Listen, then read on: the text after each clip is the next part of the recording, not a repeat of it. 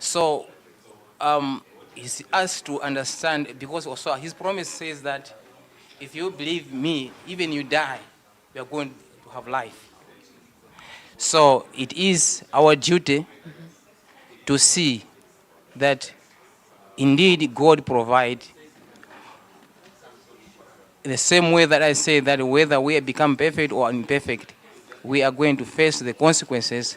But if we trust in Him fully, we are going to be the winner.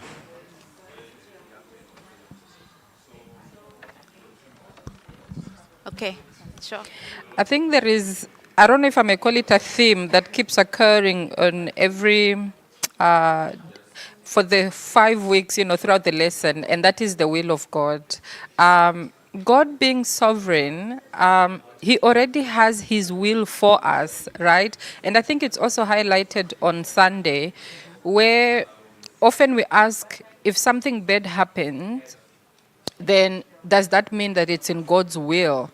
The will of God is already there. He has it. But it's up to us, the decisions that we make, right? It what determines what happens.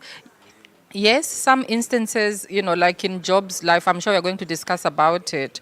For the lack of better word, you say he orchestrated, like he wanted that to happen.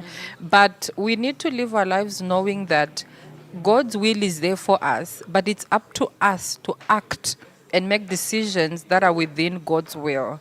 Otherwise, because He's a loving God, He's not going to happen. He's not going to stop the bad consequences to happen because He's a loving God.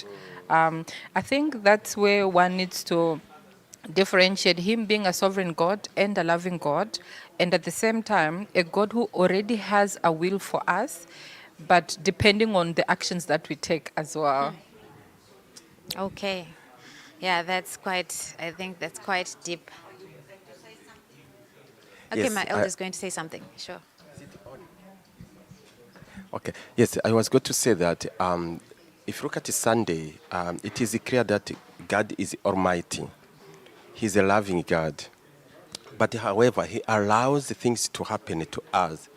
First, for our best interest, so that our relationship between us and Him may grow, and also for His name to be glorified, so that we can testify to other people what the Lord has done for us. Amen. I like those two comments. Okay, but I just want to bring it home to our lives, right?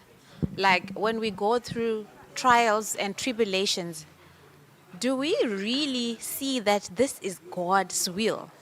Or do we realize it later? But at the moment that this thing occurs, are we aware that this is God's will?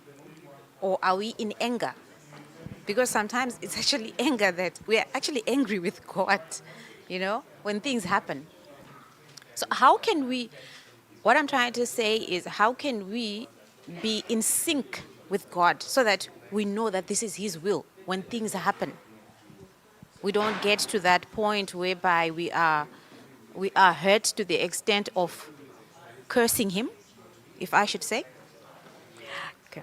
I would like to say, because I see the light is on, but I don't know.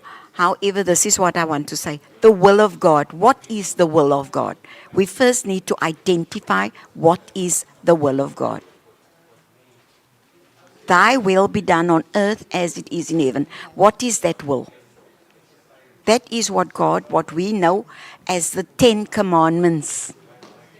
God hasn't got a library full of books like the government has, full of nonsense. The will of God is the commandments. Thy will be done. It is because of thy will be done that we believe today is the Sabbath, that we come, because it is the 4th commandment that has a circle around with the finger of God. That is why I ask, let my will be done. And it is a here are they who keep the commandments and have the testimony of Jesus Christ. Does it say so? When they stand before the throne and it's asked, who are they? They have come through great tribulation, but have washed their robes in the blood of the Lamb and have accepted what He says. That makes the will of God.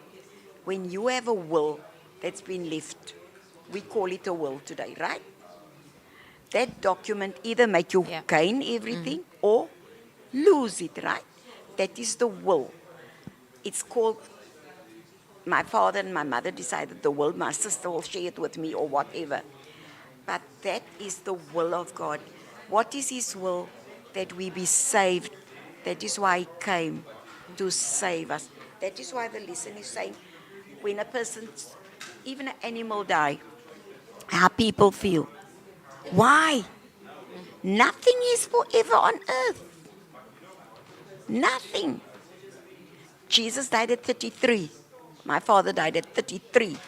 Alexander the Great died at 33. Do you call that a long-lived life? Or are you past 33 already? You see, the will that God is speaking is, abide in me and I in you. Keep my commandments. That if you love me, amen. Amen. Thank you for that comment. Okay, Sister Nantobego. Okay, I think your question, but then the way I would answer it is that I like how